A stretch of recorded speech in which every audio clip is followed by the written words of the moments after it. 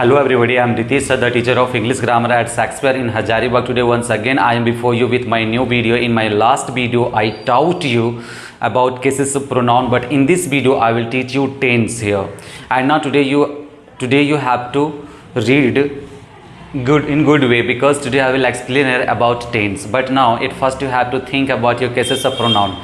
If you don't know very well about cases of pronoun, that time it is not possible to understand about your tense, because I know very well about it. That's why I'm telling you, you want to really understand about tense, then 100% I'm telling you at first you go to read cases of pronoun. After that you have to read tense, then 100% I can see that you will understand whatever I will teach here. But now listen what in your tense today I will explain only definition. What is tense? Tense क्या है, subject क्या है, verb क्या है ना, axillary verb क्या है, primary verb क्या है, मेन verb क्या है, व्हाट इज़ मेन verb, इस सारी चीज़ों का केवल मैं डेफिनेशन देने वाला हूँ इस वीडियो में. उसके बाद इस वीडियो को कंप्लीट करने के बाद मैं आप लोगों को बताऊँगा कि कैसे कैसे टेंस के माध्यम से कैसे हम लोग सेंटेंस को बनाएंगे. तो सबसे पहले डेफिनेशन जानना इसलिए ज़रूरी है क्योंकि टेंस में आपको सब्जेक्ट, वर्ब, ऑब्जेक्ट इन सारी चीज़ों को सामना करना पड़ेगा. अब कैसे कीजिएगा, सब्जेक्ट क्या है, वर्ब क्या है, ऑब्जेक्ट क्या है, यदि आपको नहीं पता है और directly you are going to read tense, then what will you get. यदि अच्छे से नहीं पढ़ोगे तो मैं ज़रा सा भी आप लोगों को समझा नहीं पाऊंगा, क्योंकि मुझे लगता है ऐसा कोई विद्यार्थी नहीं होंगे जो टेंस नहीं पढ़े होंगे. आप इस वीडियो को एक बार ज़रूर अच्छे से देखिएगा. खासकर टेंस आपको समझ में आएंगे कि लोगों से बहुत डिफरेंट है, हट कर है. अगर आप इस वीडियो को पूरी तरह से देख लेते हैं तो आपसे जितने भी कॉमन एरर आएंगे टेंस के आधार पर, अब सारे क्वेश्चंस को अब आराम से बना लीजिएगा. ये मेरी तरफ से गारंटी है आपको. मतलब कह सकते हैं कि पूरी तरह से आप उनको अच्छे से बना लीजिएगा. खासकर टेंस हम लोग वैसे भी यहाँ पे टेंस ख़त्म करने के बाद आप लोगों को मैं यहाँ पे फिलर वगैरह या फिर फिलर हो गए, सेंटेंस रीअरेंजमेंट हो गए, ये सारी चीज़ों को मैं प्रोवाइड करूँगा ही. और ख़ासकर हम लोगों को ये ध्यान देना है कि हमें टेंस पढ़ने के बाद टेंस के आधार पर यदि आपको क्वेश्चन दिए जाते हैं, कॉमन एरर दिए जाते हैं, तो उसको बनाने का कोशिश कीजिएगा. तभी ना पता चलेंगे कि मैं टेंस में कितना सीखा. चलिए, मैं उन बच्चों से भी कहना चाहता हूँ जो विशेषकर स्पोकन क्लास शेक्सपियर में ज्वाइन किए हैं, उनके लिए भी ये बेनिफिट है, क्योंकि ये हम लोग ये ग्रामर्स जो है, ये टेंस विशेषकर टेंस ये बहुत बड़ा चीज़ है. मैं अभी 2 मिनट में बताता हूँ कि ये टेंस है क्या. तो सबसे पहले यहाँ पे देखिए, टेंस का हिंदी क्या होते हैं सर? टेंस का हिंदी काल होते हैं. अब टेंस का हिंदी काल होते हैं, तो काल क्या होते हैं सर? काल क्या होते हैं सर? काल जो होता है वो समय होता है. अब समय क्या होता है सर? बहुत लोग देखते होंगे, लिखते होंगे टाइम एंड टेंस, है ना. तो देखिए, ग्रामर का कोई पार्ट, कोई हिस्सा नहीं है टाइम आपका, बट टेंस जो है वो ग्रामर का पार्ट है, हिस्सा है. That's way we write here tense. अब टाइम आ गया, टाइम कोई भी सेंटेंस में घुस जाएंगे, इसलिए बोलते हैं उसको टाइम एंड टेंस. चलिए, लेकिन देखिए ना, काल का हिंदी, काल तो आपको बता दें, टेंस का हिंदी काल मतलब समय. आप देखते होंगे कि गांव तरफ आप बहुत लोग पंडित लोग बोलते हैं कि बेटा तुम्हारा काल सही नहीं चल रहा है, या तो बहुत लोग ये भी बोलते हैं कि तुम्हारा समय सही नहीं चल रहा है. तो वही चीज़ होती है, काल हो या समय, मतलब कहने का उसका यही है कि तुम्हारा काल या समय ठीक नहीं चल रहा है, सुधर जाओ, नहीं तो कुछ भी हो सकता है. तो आप लोग भी सुधर जाइए थोड़ा सा यहाँ पे, क्योंकि यहाँ पे भी हम लोग टेंस पढ़ने जा रहे हैं. यदि अच्छे से नहीं पढ़िएगा तो आप लोग के ऊपर भी काल हावी हो जाएगा, है ना. तो चलिए हम लोग देखते हैं यहाँ पे कि आगे क्या बताते हैं. तो थोड़ा सा देखिए, टेंस एक ऐसा चीज़ है ना, टेंस एक ऐसा चीज़ है कि दुनिया में राज कर सकते हो यदि आप टेंस को अच्छे से जानते हो. तो यदि आप बांग्ला सीखना चाहते हो, यदि आप कोई भी लैंग्वेज हो आप सीखना चाहते हो, तो इसको जानना बहुत ज़रूरी है. क्योंकि टेंस कितने प्रकार के होते हैं? प्रेजेंट, पास्ट, फ्यूचर, तीन ही होते हैं. चाहे बांग्ला में हो, चाहे उर्दू में हो, चाहे हिंदी में हो, चाहे जो भी हो, जहाँ भी हो, जैसे भी हो. अब हिंदी में क्या बोलेंगे? प्रेजेंट को बताइए, वर्तमान काल. पास्ट में क्या बोलेंगे? भूतकाल. फ्यूचर में क्या बोलेंगे? भविष्य काल. तो इंग्लिश में क्या बोलते हैं? Present, past, future. इसी तरह हर एक लैंग्वेजों में बटा हुआ है, लेकिन जाकर देखिएगा कुल मिलाकर तो 3 ही होगा, 4 नहीं कर देगा वो. बात समझ रहे ना. यदि आप दुनिया में राज करना चाहते हैं, खासकर भाषाओं पे, तो सबसे पहले आपको ये सीखना पड़ेगा। मैं केवल टेंस जो पढ़ा रहा हूँ ये आप लोग को सिर्फ मैं इंग्लिश सिखाने के लिए पढ़ा रहा हूँ, बट यदि आप बांग्ला सीखना चाहते हैं, उर्दू सीखना चाहते हैं, कुछ भी, और आप हिंदी व्याकरण ही ले लीजिए ना, उसमें भी टेंस आएंगे, काल आएंगे, तो उसमें भी बताया जाता है काल कितने प्रकार के होते हैं, क्रिया कितने प्रकार के होते हैं। तो आप मोटा मोटी यही समझिए कि कोई भी भाषा पे राज करने के लिए हमें क्या आना चाहिए, टेंस। और इसी प्रकार मैं कह सकता हूँ कि आप इंग्लिश पे राज करना चाहते हैं, इंग्लिश को मतलब आप बायां हाथ का खेल समझना चाहते हैं, तो सबसे पहले टेंस समझिए। और मैं एक बात कहना चाहता हूं कि जो भी ग्रामर्स में हो, इंग्लिश ग्रामर में जितना बड़ा सिलेबस क्यों नहीं दे दिया जाए, यदि आपको टेंस अच्छे से नहीं आते हैं तो आप दुनिया में कहीं भी अच्छे से राज नहीं कीजिएगा। कोई भी लैंग्वेज पे आप ही देखिए ना, मैं खाता हूँ तो आई ईट, है ना, मैं आपसे प्यार करता हूँ तो आई लव यू, है ना, बहुत तरह के देखो फटाफट बना लेते हो। अब आप ही से मैं एक क्वेश्चंस करता हूँ जिसमें आपको खुद से बनाना है कि बनेगा कि नहीं बनेगा। इसमें खुद देखिए, जिसमें हिंदी में कोई बोलता है मैं घर जाता हूँ, आई गो टू हाउस, है ना। यदि आप ही को बोल दे बांग्ला में कोई, तो आपको क्या समझ में आएंगे? अगर जिस व्यक्ति को जो अभी कलकत्ता में रह रहे हैं उनको तो बंगाली आना चाहिए, क्योंकि हम चले जाते हैं, अगर हम वहाँ पे चले जाते हैं, हम बंगाली नहीं जानते तो हम how will I face, it's not possible to face, क्योंकि वो लोग हिंदी नहीं जानेंगे तो क्या करेंगे। बट ना in all over world you can say, पूरी दुनिया में इंग्लिश बोलने जाने वाली एक भाषा है बब्बू, जिसको हर एक लोग समझते हैं, जिस कारण से भारत में इसका महत्व दिया जाता है। और यदि मैंने आपको बताया ना, यदि आप भाषाओं पे राज करना चाहते हैं तो आपको क्या आना चाहिए, टेंस। अब देखो कोई भी भाषाएं तो होते हैं, कोई भी भाषा। अब यहाँ पे एक सिंपल सी भाषा मैं आपको बोलता हूँ, एखनवाड़ी चलो, what is the Hindi meaning of एखनवाड़ी चलो? तब खुद सोच के देखिए कि एखनवाड़ी चलो मैं खुद नहीं जानता, तो ये भाषाओं को सीखने के लिए हमें क्या करना पड़ेगा, टेंस सीखना पड़ेगा। तो एखनवाड़ी चलो का मतलब होता है कि अब घर चलो, है ना। ऐसे बहुत से सेंटेंसेस है जिसमें आपको अगर इस तरह से समझाए जाएंगे तो आप नहीं समझोगे, लेकिन इन सारी भाषाओं पर राज करना चाहते हैं तो फिर हो जाएंगे। ऐसे बहुत से भाषाएं हैं जिस पे टेंस का पावर है। वैसे बोलते हैं ना, काल अगर तुम्हारा सही नहीं चलता तो पूरा जिंदगी बर्बाद हो जाती है, तो ये काल ऐसा चीज है कि जिस पे काल पड़ जाएगा ना तो वो आराम से निकल जाता है। मतलब कि समझ ले, भाषाएं क्यों नहीं हो, वो आराम से सीख जाएंगे, कोई दिक्कत नहीं है, जरा सा भी नहीं। इसलिए टेंस को अच्छे से समझने का हम लोग कोशिश करते हैं। आपको इस वीडियो के माध्यम से मैं केवल टेंस, वर्ब, ये सब का डेफिनेशन ही समझाने वाला हूँ कि क्या है पहले, क्योंकि हमें सेंटेंस बनाने से पहले हम लोगों को समझना पड़ेगा हर एक चीज़ों को। सब्जेक्ट क्या है, एक्सिलरी वर्ब क्या है, मेन वर्ब क्या है, ऑब्जेक्ट क्या है, इन सारी चीज़ों को आज मैं बहुत बारीकी से समझाऊंगा। बनाना तो बाद में बना लूँगा। देखो खाना भी बनाना पड़ता है तो पहले क्या चाहिए, गैस चाहिए, चूल्हा चाहिए, फिर चावल चाहिए, सबको जो कुछ खाना है उस सारे मटेरियल को पहले लाओगे तभी ना खाओगे। उसी प्रकार टेंस में यदि सब्जेक्ट आता है, एक्सिलरी वर्ब आता है, मेन वर्ब आता है, ऑब्जेक्ट आता है, तो ऑब्जेक्ट क्या होता है, मेन वर्ब क्या होता है, एक्सिलरी वर्ब क्या होता है, सब्जेक्ट क्या होता है, आप जानते ही नहीं हो और सोचते हो कि मैं आराम से टेंस सीख जाऊं and after that I will speak English. How it is possible? Really you want to speak English? Really you want to speak English? Then you have to learn good way now. Otherwise it is not possible to speak English. So I can see here, if you want to speak English with confidence, that time we have to know about tense. I know very well about tense. That's why I am speaking English with you all. So I can see that at first you try to understand what is tense. Now I am going to give you definition of tense. After that you will understand what is tense here. And now look here, tense.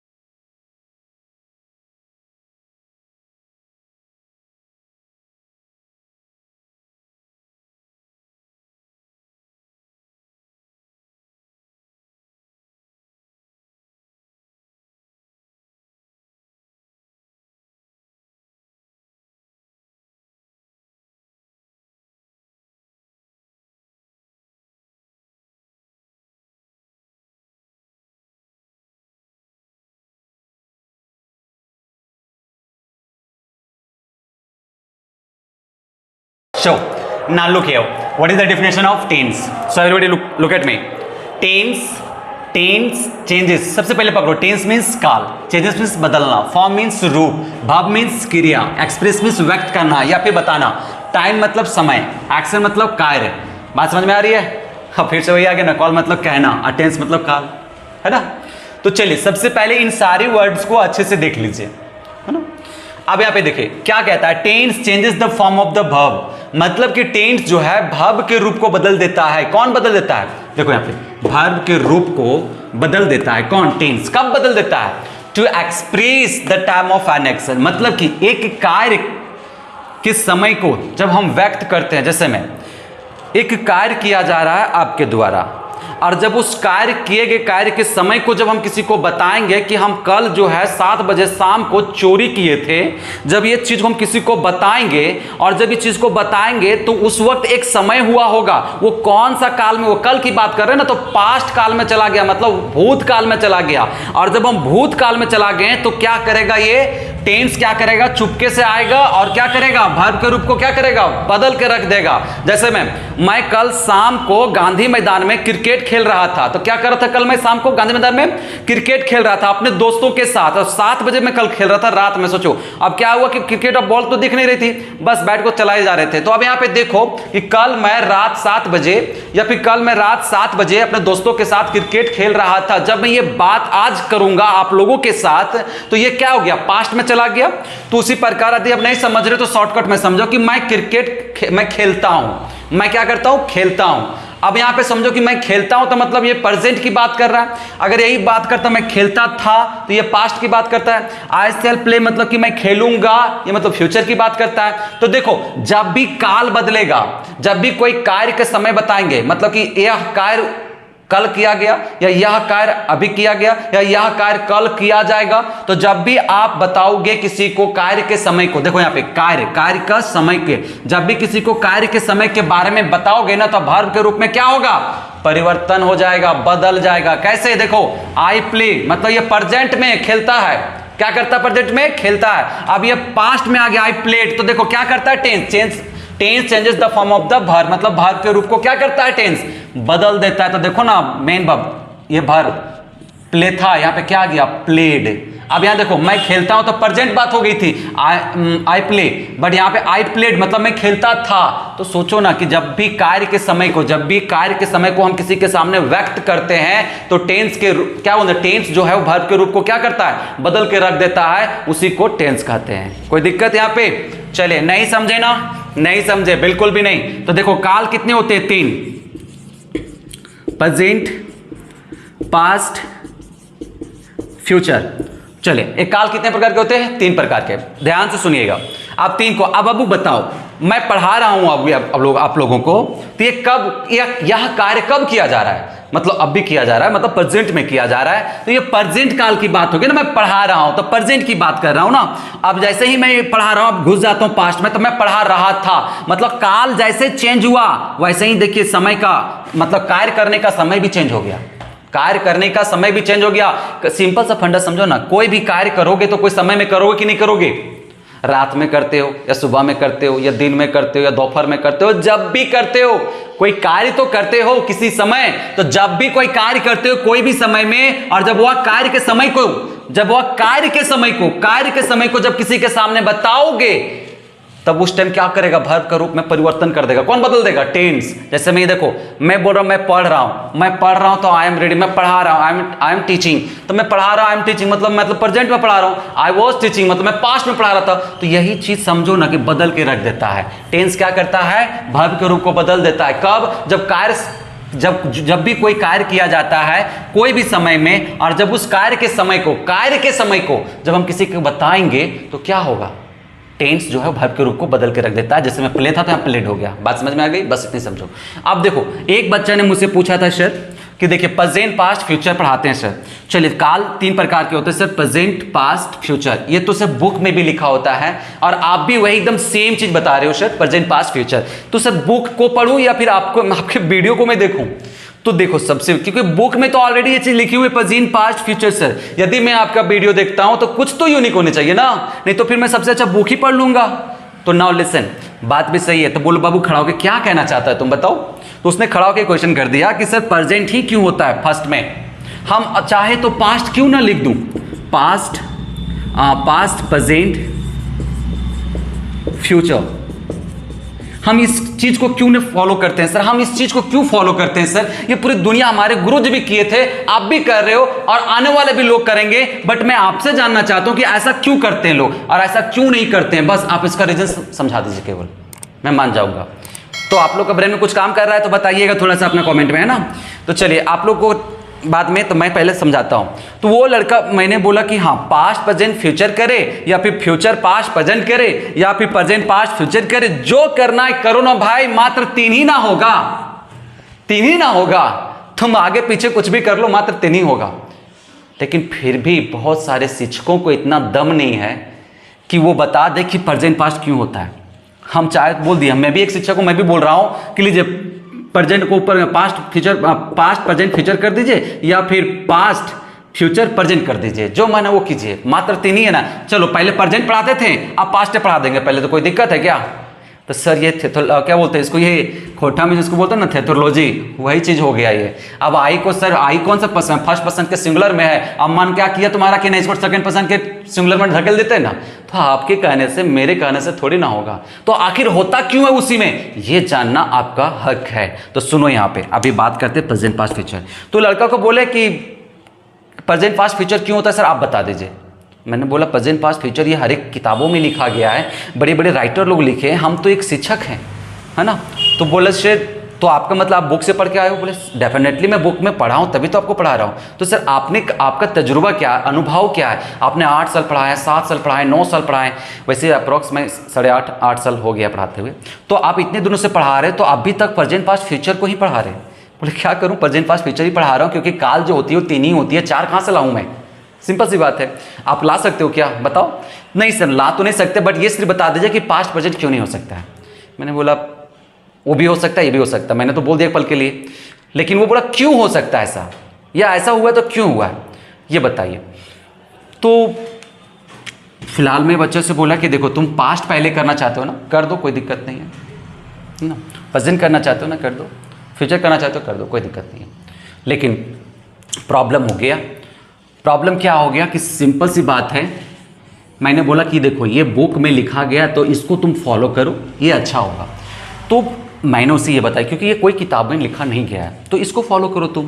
बोला नहीं sir, अगर ऐसा होता है तो मैं कारण जानना चाहूँगा आपसे, अगर नहीं तो मैं आपसे बोलता हूँ कि नहीं ये गलत है और मेरा वाला सही है। उसने ये बोल दिया कि आपका गलत है, मेरा मतलब कि सोचो मेरे को गलत नहीं कर रहा था, वो पूरी तरह से क्या कर रहा था, बुक को, जितनी दुनिया की किताब है सबको गलत कर रहा था वो। तो सिंपल सी बात है, यहाँ पे समझने का कोशिश कीजिए कि पास, तो उसका कहना था कि ये होगा। तो उसने डायरेक्ट से क्वेश्चन किया कि सर मैं एक आपसे प्रश्न करता हूँ, बुरा नहीं मानिएगा, है ना। तो बुरा नहीं मानिएगा, तो एक प्रश्न का मतलब होता है कि चलिए क्वेश्चन करता हूँ सर आपसे कि पहले आप आए थे या आपके पापा आए थे, पहला क्वेश्चन। तो सोचो कोई भी अगर इस तरह से क्वेश्चन करेगा तो किसी को भी गुस्सा चढ़ेगा, लेकिन पहले ही बोल दिया बच्चा कि नहीं गुस्साइएगा नहीं। तो चलिए आप कोई भी बच्चा जानता है कि इसमें पूछने वाली क्या बात है कि मुझसे पहले तो मेरे पापा आए हैं, तो जब पापा आए हैं तो पापा प्रेजेंट हुए कि पास्ट हुए, पास्ट हुए ना सर, तो पहले पास्ट होना चाहिए, पहले पास्ट होना चाहिए। इस कारण से आपका रूल्स जो प्रेजेंट पास्ट फ्यूचर पढ़ा रहे हैं ये गलत है, पास्ट प्रेजेंट फ्यूचर होना चाहिए। अब कोई भी इस तरह से बोलेगा तो क्या बोलेगा, लॉजिक के साथ मुझे समझाया।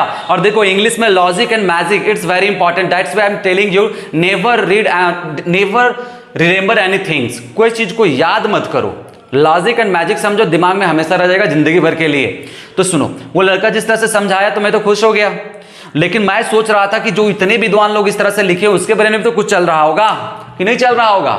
अब वो लड़का जिस तरह से समझाया तो बिल्कुल वो पास्ट प्रेजेंट फ्यूचर तो सही बोल रहा है, लेकिन मैं एक पल के लिए हाँ तो बोल दिया, लेकिन मैंने तुरंत उसे बताया फिर कि ये गलत है, क्योंकि उसने मेरे को सब क्या समझाया कि आप आए पहले कि आपके पापा, तो मैंने उसी से फिर प्रश्न कर दिया कि पहले मेरे पापा आए कि दादाजी आए। सो बताओ, स्टूडेंट्स हो ना, बताओ।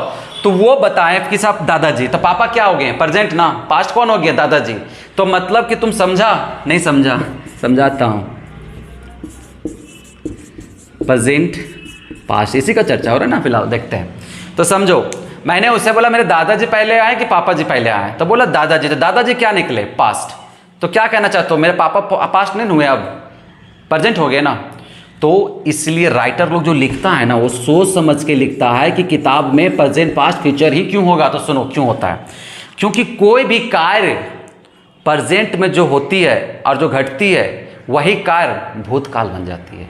बात समझ में आई? तो इसीलिए पहले प्रेजेंट होगा, जिंदगी में कभी भी पास्ट नहीं होगा। होगा तो क्या हो जाएगा? गलत। वो लड़का गलत था, समझ गए? तो प्रेजेंट पहले क्यों होता है? क्योंकि प्रेजेंट से ही पास्ट बनती है। प्रेजेंट में कोई एक्टिविटी घटना करोगे तभी ना पास्ट बनेंगे। अभी हम पढ़ा रहे हैं, अब कल की बात हो जाएगी, तो ये क्या हो जाएगा? आज का समान जो भी कर रहे हैं हम लोग, वो क्या हो जाएगा? कल पास्ट बन जाएगा। तो बात समझ गए क्यों होता है प्रेजेंट पास्ट फ्यूचर शो?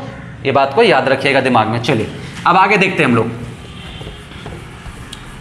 अब आगे देखते हैं। तो आप लोग यहां समझ गए होंगे कि टेंस किसे कहते हैं। अब यहां पे पूछेंगे टेंस कितने प्रकार के होते हैं, क्या होते हैं। अभी ये सब कुछ नहीं पढ़ना है, सिंपल सा अभी हम लोग यहां पे क्वेश्चन करते हैं। What is subject? What is subject? Subject क्या है? क्योंकि यही सबसे पहले आता है। सब्जेक्ट क्या है? तो देखो यहां पे फर्स्ट डेफिनेशन,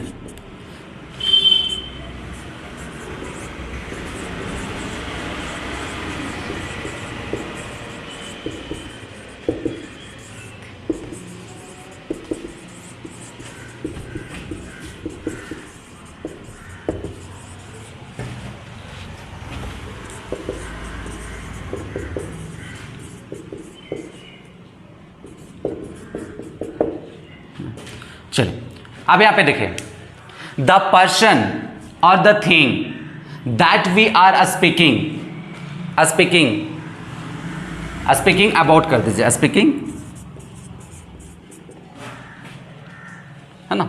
तो चलिए, द पर्सन और the thing that we are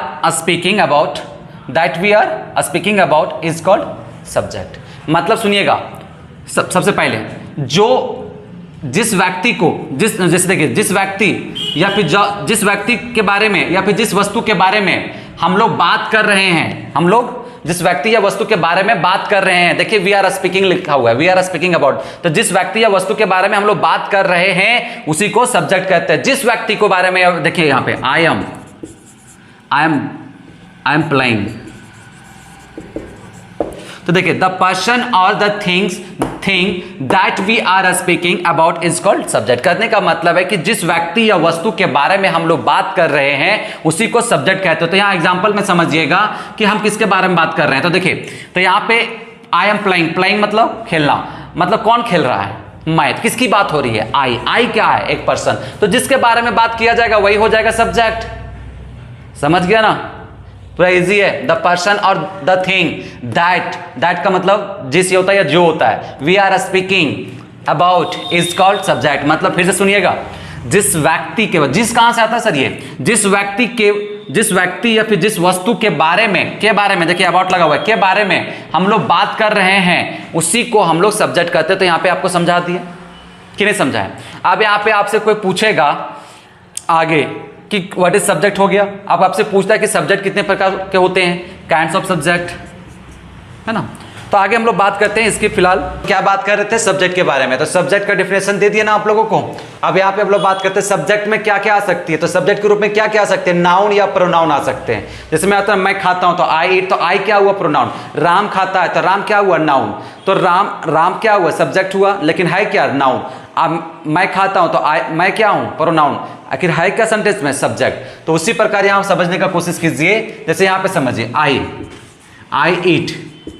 अब आई क्या है? सब्जेक्ट, लेकिन है क्या रियल में? प्रोनाउन। सब्जेक्ट या सेंटेंस में काम कर रहा है, इसलिए एक सेंटेंस में काम कर रहा है सब्जेक्ट के रूप में, लेकिन आई जो है एक रियल में क्या है? प्रोनाउन है। क्या है? प्रोनाउन। उसी प्रकार राम क्या करता है? राम ईट्स। तो राम ईट्स, तो राम कौन सा क्या है? तो राम एक नाउन है। राम क्या नाउन है, लेकिन अभी एक सेंटेंस में इसको यूज कर रहे हैं तो ये क्या बन गया है? सब्जेक्ट। ये किस रूप में आया अभी? सब्जेक्ट के रूप में। लेकिन आपसे को पूछे कि राम क्या है, तो राम सिंपली से बोलोगे राम नाउन है। तो मेरा जो है, जब भी कभी सब्जेक्ट बनता है सेंटेंस में तो एक नाउन बनता है और एक प्रोनाउन बनता है। तो वहां देख लेते कि ये सारी चीजों की आखिर कौन कौन सी चीज है वो। तो चलिए हम लोग यहाँ पे चीजों की बात करते हैं। तो देखिए, सब्जेक्ट नाउन या प्रोनाउन होती है। तो देखिए यहाँ पे नाउन में जब आएंगे तो क्या आएंगे? एनी नेम, मतलब कोई भी नाम आ सकता है बाबू। राम हो या सीता हो, गीता हो, ये भी हो सकता है। प्लूरल में भी आ सकता है, मतलब राम एंड सीता, ये प्लूरल में भी आ सकता है। तो नेम, कोई भी नेम हो, देखो लिख दिया गया पहले ही, एनी नेम, कोई भी नाम आवे कोई फर्क नहीं पड़ता है। तो जो भी नाम आएगा वो किस रूप में आएगा, नाउन के रूप में आएगा। लेकिन जब भी प्रोनाउन की बात करेंगे तो आई आएगा, वी आएगा, यू आएगा, दे आएगा, ही आएगा, सी आएगा, इट आएगा। जैसे देखिएगा, यदि आप लोग को अच्छे से नहीं दिख रहे हैं तो मेरा प्रोनाउंसिएशन जो मैं पढ़ता हूं उस पर फॉलो कीजिएगा आप लोग। जैसे क्या है, ये आई है, वी है, यू है, दे है, ही है, सी है, इट है, ये सारे चीजों जो इन सारी चीजों को देख रहे हो, ये क्या है आपका, यह एक कुछ नहीं, एक सिर्फ एक प्रोनाउन है। और जब भी ये सेंटेंस में आएगा तो किस रूप में आएगा, सब्जेक्ट के रूप में आएगा। और जब भी ये नेम आएगा तो किस रूप में आएगा, सब्जेक्ट के रूप में। जब हम इसको फर्स्ट में यूज करेंगे तो जैसे मैं बोलेंगे सर आप गलत बता रहे हैं, क्योंकि देखिए हो सकता है मैं ऐसे भी कर सकता हूं ना सर, आई नो राम, तो क्या सर राम यहाँ सब्जेक्ट हो गया क्या, नहीं, राम यहाँ ऑब्जेक्ट हो गया, क्या हो गया, ऑब्जेक्ट हो गया, और आई क्या हो गया, सब्जेक्ट। तो यहाँ पे एक बात समझो, ऐसा नहीं है कि जैसे कोई भी नेम है तो वो जरूरी नहीं कि वो सब्जेक्ट के रूप में ही आएगा, हो सकता है वो ऑब्जेक्ट के रूप में भी आ सकता है, हो सकता है वो सब्जेक्ट के रूप में भी आ सकता है। अब इस तरह से बात कीजिएगा तो यहाँ पे देखिए आई, तो सर आई क्या सर हमेशा सब्जेक्ट ही में रहेगा क्या, नहीं, ऑब्जेक्ट में भी आएगा। सॉरी, ही नोज मी, अब देखो वह मुझे जानता है, तो मी क्या आ गया, आई का ऑब्जेक्ट है। तो देखो बाबू, ऑब्जेक्ट ही हम पढ़ा चुके हैं, आई का ऑब्जेक्ट क्या होता है, वी का ऑब्जेक्ट क्या होता है केसेस ऑफ प्रोनाउन में, तो वो टेंशन नहीं लेना। मैं यहाँ पे सिर्फ सिंपली सी यह समझाना चाहता हूँ कि देखो एनी नेम, कोई भी नाम आता है ना तो वो नाउन होता है, और जब भी I, we, you, they, he, she, it आएंगे तो वो क्या होंगे, वो प्रोनाउन होंगे। बस इतना ही समझो। और जब भी सेंटेंस में आपका यूज करेंगे हम आई लाइक, तो आई लाइक का मतलब आई क्या हो गया, सब्जेक्ट। तो उस तरह से आप देखते जाइएगा कौन सब्जेक्ट है कौन ऑब्जेक्ट है।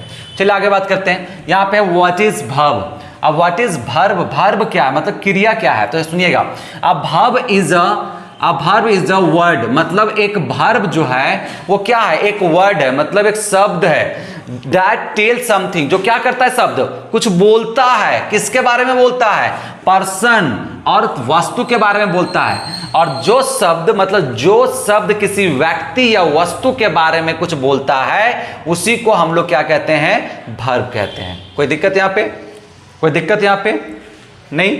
तो देखिए वही चीज है, वर्ब या मेन वर्ब अलग हो जाते हैं थोड़ा सा, तो देखिए सेम मतलब वही होते हैं। तो a verb is a word that tell something about a person और थिंग इज कॉल्ड वर्ब। तो वही चीज यहाँ पे लिखा हुआ है कि एक वर्ब जो है एक वर्ड है जो किसी व्यक्ति या वस्तु के बारे में कुछ कहता है, किसी व्यक्ति या वस्तु के बारे में कुछ कहता है, उसी को हम लोग वर्ब कहते हैं। जैसे में देखिए, राम डज दिस वर्क, मतलब राम इस काम को करता है। तो इस काम को कौन करता है, राम। तो जिसके देखो, तो ये वर्ड है ना, वर्ड डज क्या है, वर्ब है। तो वर्ब जो है वो क्या है, वर्ड है।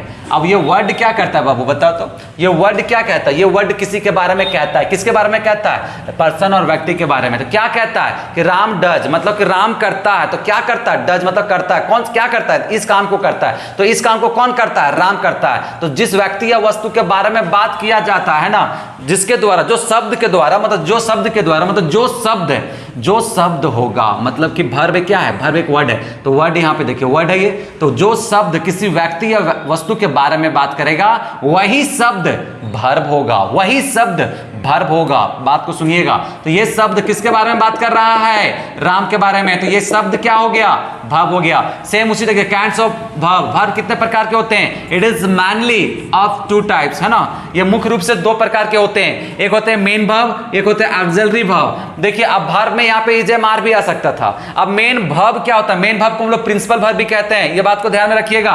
और ऑक्सिलरी वर्ब को क्या कहते हैं, ऑक्सिलरी वर्ब को सपोर्टिंग वर्ब भी कहते हैं, हेल्पिंग वर्ब भी कहते हैं। सो इसमें ये भी ध्यान रखिएगा। अब यहाँ पे मेन वर्ब की बात करते हैं, तो फर्स्ट में क्या पढ़ना हम लोग को, what is main verb. Main verb क्या है, मेन वर्ब क्या है, तो देखिएगा व्हाट अ पर्सन और थिंग डज, मतलब देखिए व्हाट अ पर्सन मतलब एक व्यक्ति और वस्तु जो करता है, एक व्यक्ति, देखो व्हाट अ पर्सन और थिंग डज मतलब एक व्यक्ति और वस्तु जो करता है, या फिर what is done to a person और थिंग, या तो एक वस्तु या तो एक व्यक्ति के लिए जो किया जाता है उसी को हम लोग मेन वर्ब कहते हैं। मतलब कि समझो, हम एक व्यक्ति है ना, आप भी एक व्यक्ति हो, तो यहां पे ध्यान सुनिएगा।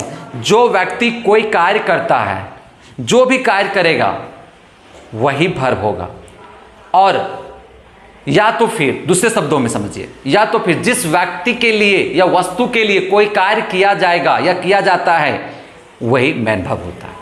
तो देखिए यहाँ पे सिंपल सा, तो यहाँ पे देखिए व्हाट अ पर्सन और थिंग डज, मतलब एक व्यक्ति या वस्तु जो करता है, जो का मतलब व्हाट मतलब जो होता है यहाँ पे, व्हाट अ पर्सन और थिंग डज मतलब एक व्यक्ति या वस्तु जो करता है, या तो फिर व्हाट इज डन जो किया जाता है, किसके लिए, पर्सन और अ थिंग मतलब कि एक व्यक्ति एक वस्तु और एक पर्सन के लिए जो किया जाता है, या तो फिर एक व्यक्ति या पर्सन जो करते हैं उसी को हम लोग मैन वर्ब करते हैं, मैन वर्ब कहते हैं। तो आप ध्यान से सुनिएगा यहाँ पे थोड़ा सा सिंपल फंडा में।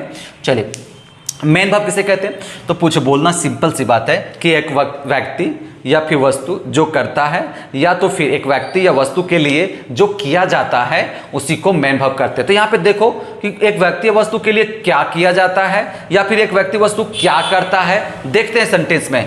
तो देखिए राम प्ले, तो यहाँ पे क्या करता है, व्हाट अ पर्सन और थिंग क्या करता है यहाँ पे बताओ। तो यहाँ पे पर्सन और व्यक्ति, फिलहाल अभी तो पर्सन आ गया, राम तो व्यक्ति हुआ ना, अब राम क्या करता है बताओ। यहाँ पे लिखा व्हाट अ पर्सन और थिंग डज मतलब एक व्यक्ति और वस्तु जो करता है, एक व्यक्ति और वस्तु जो करता है उसी को तो मैन वर्ब करते हैं। तो राम क्या करता है यहाँ, खेलना, तो जो राम खेलता है वही तो मैन वर्ब हो गया। बात समझ में आया कि नहीं आया, वही मैन वर्ब है। राम पूछो राम से क्या करता है तुम, खेलता है, तो एक व्यक्ति और वस्तु जो करता है, एक व्यक्ति और वस्तु जो करता है वही तो मैन वर्ब है। तो यहाँ पे काम कौन करता है, खेलने का काम कौन कर रहा है, राम। राम क्या है, व्यक्ति, व्यक्ति क्या करता है, खेलता है, तो खेलता है तो ये तो मैन वर्ब हो गया। तो मैन वर्ब को पकड़ लोगे ऐसे, तो ये हो गया आपका। अब आपसे पूछे जाएंगे कि मेन वर्ब कितने प्रकार के होते हैं, क्या होते हैं, नहीं होते, आगे देखते हैं हम लोग। आप लोग को मैंने क्या बताया, मेन वर्ब। अब यहाँ पे हम लोग देखेंगे kinds of main verb. Main verb कितने प्रकार के होते हैं, तो देखिए there are 5 kinds of main verb. Main verb 5 प्रकार से होते हैं, मतलब 5 प्रकार के होते हैं। देखिए V1, V2, V3, V4, V5, ये आप लोग को पता है, ये रूप आप सभी लोग को पता है। तो यहाँ पे देखिए टेंस यदि हम लोग पढ़ने जाते हैं तो सबसे पहले वर्ब को कैसे पहचानेंगे, नहीं पहचानेंगे, ये सारी चीज़ों को हम लोग को जानना पड़ता है, तभी हम लोग अच्छे से टेंस सीख सकते हैं। हम लोग कोई खेल मतलब छोटी चीज़ों को नहीं सीखने जा रहे हैं, बहुत बड़ा चीज़ को सीखने जा रहे हैं, जिस कारण से हमें हथियार होना चाहिए ना, कि नहीं होना चाहिए। यदि हमारे पास हथियार नहीं होते हैं तो हम लोग फाइट नहीं कर पाएंगे। युद्ध के भूमि में जाना है, युद्ध लड़ने जाना है, किसी अगेंस्ट के विरुद्ध, किसी के विरुद्ध जाना है, लड़ना है हमको, तो फिर अपना औजार वगैरह लेकर जाएंगे। तो उसी प्रकार थोड़ा ये सब टेंस पढ़ना है तो सब्जेक्ट वगैरह सब कुछ लेकर जाइएगा, तभी ना अच्छा से सीखिएगा। नहीं तो फिर अब टेंस में क्या पूछेगा, पता है कि सर सब्जेक्ट क्या होता है, सर वर्ब क्या होता है, सर आप कैसे पहचान लियो वर्ब है सर। उन सारी समस्याओं से लड़ने के लिए पहले ये सब सारी चीज़ों को हम लोग सीख लेते हैं। चलिए बात करते हैं। तो मैंने क्या बताया 5, तो आप देखिए यहाँ पे वर्ब का 5। तो V1 का एक नाम है जिसका नाम क्या, प्रेजेंट फॉर्म। V2 का भी एक नाम है पास्ट फॉर्म। V3 का भी नाम है पास्ट पार्टिसिपल। और V4 का नाम है प्रेजेंट पार्टिसिपल। और V5 का क्या नाम है, प्रेजेंट। आपको बिलीव नहीं होता ना, किसी पूछिएगा कि V3 का क्या नाम है, वर्ब। V का मतलब होता है वर्ब, तो V3 का क्या नाम है या V2 का क्या नाम है, बोले क्या होता है वर्ब। ये तो V2 और V3 वर्ब है, लेकिन V3 का ओरिजिनल नाम क्या है, तो पास्ट पार्टिसिपल, उसको खुद भी नहीं पता होता है। इसलिए this all things we have to know. यार मैंने आपको बताया था ना कि इस टेंस को आप पढ़िए अच्छा से, अब भले ही बहुत जगह पढ़े हैं और कितने बन रहे हैं आपसे क्वेश्चन वो आपको भी पता है। इस कारण से आप इसको एक बार अच्छे से पढ़िए। यदि आपसे नहीं बनेगा तो आप बताइएगा मुझे, यदि नहीं बनेगा तो उसी दिन मैं क्लास बंद कर दूंगा। इसीलिए मैं कहता हूं कि सबसे पहले जो मैं पढ़ा रहा हूं उन सारी चीज़ों को अच्छे से ऑब्जर्व कीजिए, आपसे सारा प्रश्न बनेगा। टेंस बेसिक पे जितने भी टेंस से रिलेटेड कॉमन ईरर होंगे आप सब बना लोगे, ये मेरी गारंटी है। बस थोड़ा सा ध्यान से पढ़िए, ज़्यादा दिन नहीं लगेगी, ज़्यादा दिन नहीं लगेगी। Within 10 days I will finish it. And now 10 दिन आप मुझे प्रत्येक दिन अगर 1 घंटा देते हो तो 10 दिन में पूरी तरह से टेंस कॉन्सेप्ट क्लियर हो जाएंगे। आप उसके बाद जाकर आप इंग्लिश बोलना चाहते हैं इंग्लिश बोले, आप प्रैक्टिस करना चाहते हैं को प्रैक्टिस सेट तो कीजिए जाके, नहीं फंसिएगा, ये मेरा गारंटी है। हम आपको प्रैक्टिस के लिए भी कॉमन ईरर देंगे, देखते कैसे फंसेंगे। मैं यहीं पे रहूँगा, आप हमसे डायरेक्ट बात कर सकते हैं। You know very well about my number. चलिए आगे देखते हैं हम लोग यहाँ पे। तो यहाँ पे बात करते हैं, सभी का नाम पता चल गया। अब यहाँ पे बात करता है कि what is an auxiliary verb. हम लोग तो पढ़ लिया वर्ब कितने प्रकार के होते थे, 2 प्रकार के। तो वर्ब कौन कौन है, एक एक्सिलरी वर्ब होते हैं सर, एक मेन वर्ब। तो मेन वर्ब तो पढ़ा चुके हैं, अब दूसरा एक्सिलरी वर्ब पढ़ा रहा हूँ, ध्यान से सुनिएगा। एक्सिलरी वर्ब को बोलते हैं सहायक क्रिया। क्या बोलते हैं, सहायक क्रिया बोलते हैं बाबू। तो देखो यहाँ पे इन लोग क्या करता है, जो सहायक मतलब सहायता करता होगा।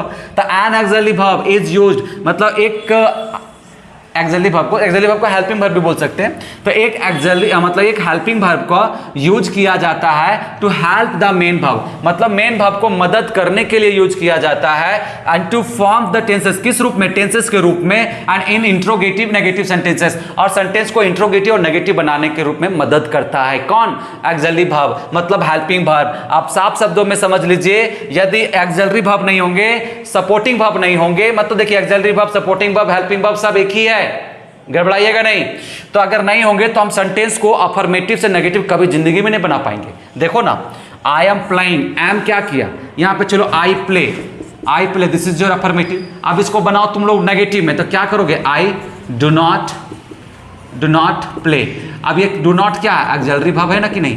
तो हम क्या सीख रहे हैं यहाँ पे कि बिना एक्सिलरी वर्ब का, बिना सहायक क्रिया का हम कभी भी सेंटेंस को नेगेटिव नहीं बना सकते हैं। जिस कारण से नेगेटिव बनाने के लिए हमें क्या जरूरत है? Axillary verb. एम क्या है? Axillary verb. एम क्या है? Axillary verb. अब एम यहाँ पे आ गया एक्सिलरी वर्ब। देखिए ना, एम लगाए तो नॉट लगाए, अगर बिना एम का नॉट लगाएंगे तो सही होगा? आई नॉट प्लेइंग, गलत हो जाएंगे ना। तो आई एम नॉट प्लेइंग। तो यहाँ पे देखिए एक्सिलरी वर्ब का बस यही है काम कि सेंटेंस को बदल देता है, कभी वो इंट्रोगेटिव बना देगा, कभी नेगेटिव सेंटेंस बना देगा, कभी अफर्मेटिव बना देगा। ये पावर है किसको? एक्सिलरी वर्ब को। तो ये बहुत बड़ा पावर इसको मिला हुआ है कि सेंटेंस को 5 तरीके से नचाता है बब्बू।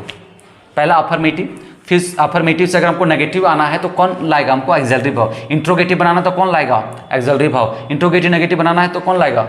Axillary verb. और WH बनाना तो एक्सिलरी वर्ब। हर एक जगह एक्सिलरी वर्ब का इंपॉर्टेंट है, इस कारण से हमको समझना पड़ेगा। तो सहायक क्रिया का काम क्या है? मेन वर्ब को मदद करना और सेंटेंस को अफर्मेटिव से नेगेटिव और नेगेटिव से इंट्रोगेटिव बनाना, यही काम करता है कौन? Auxiliary verb. और कुछ भी नहीं।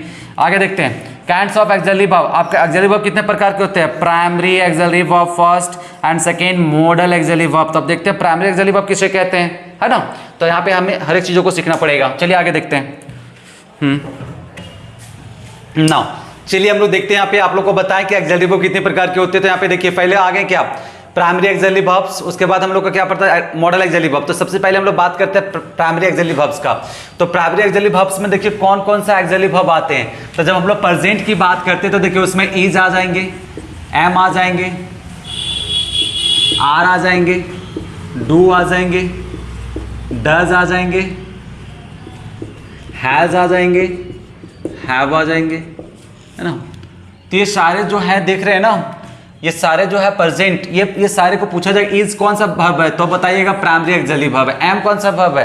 तो एक्सिलरी वर्ब तो है, लेकिन एक्सिलरी वर्ब में क्या नाम है इसका? तो आप बताइएगा एम। मतलब पूरी तरह से डीपली पढ़ रहे हो आप लोग, इसलिए बताइए एम एक्सिलरी वर्ब नहीं है। एम क्या है? प्राइमरी एक्सिलरी वर्ब है। Like this you have to speak now. So are क्या है? ये भी एक प्राइमरी एक्सिलरी वर्ब है। डू क्या है? Primary auxiliary verb. डज क्या है? Primary auxiliary verb. हैज क्या है? प्राइमरी। जितने भी आप पढ़ेंगे सब प्राइमरी। अब यहाँ पे वाज आ जाता है तो क्या? Primary auxiliary verb. वर आ जाता है तो क्या? Primary auxiliary verb. उसके बाद क्या आते हैं? डीड आते हैं तो प्राइमरी एक्सिलरी वर्ब। हैड आते हैं तो प्राइमरी एक्सिलरी वर्ब। उसके बाद यहाँ फ्यूचर में क्या जाता है? शैल ऑब्लिक विल। देखिए ऐसी तो शैल ऑब्लिक को हम लोग मॉडल में नहीं पढ़ेंगे, देखिए सेम होंगे मॉडल में भी, तो सेम वही चीज है। तो इसको फ्यूचर में पढ़ाए जाते हैं, कारण ताकि सेंटेंस को हम भविष्य में बना सकें। चलिए आगे देखिए, तो कितने हो गए एक्सिलरी वर्ब? 1 2 3 4 5 6 7 8 9 10 11 12 13, है ना। अब 13 कितने होंगे?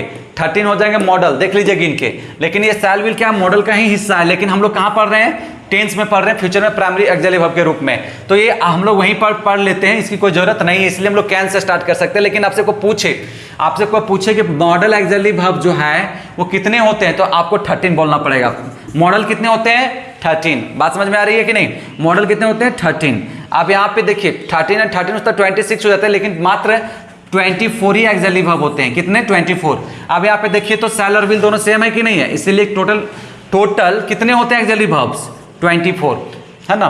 तो 24। मॉडल कितने होते हैं? 13। ये बात याद रखिएगा।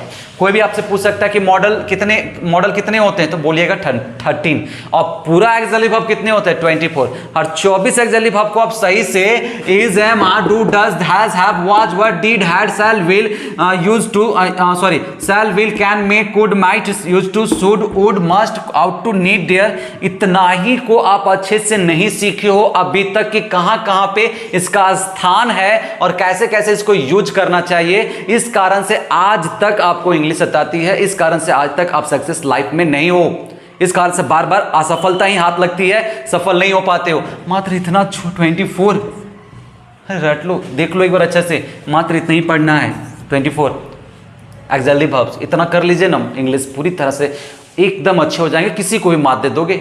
मैं आपको चाहता था यहाँ प्राइमरी कुछ नहीं लिखता, मैं बोलता बाबू एज क्या है एक्सिलरी वर्ब, लेकिन मैं कहां तक बता रहा हूं, ध्यान से देखो, अंदर तक घुसो ना, एज क्या है प्राइमरी एक्सिलरी वर्ब है। Like this you have to read now. अगर इस चैनल्स के माध्यम से यदि आप नहीं सीख पाते हो तो आप कभी भी किसी भी चैनल में चले जाओ, नहीं सीख पाओगे, और आपको इतने डीपली तरीके से आपको एक्सप्लेन नहीं किए जाएंगे जो मैं आपको बता रहा हूं। सो नाउ लिसन, अब यहाँ पे आप अपने भी गुरुजी से पढ़े होंगे तो थोड़ा सा आप कंपेयर कीजिए ना, गुरुजी के पास क्या पढ़े थे, कैसे बताए थे, you have to think now here.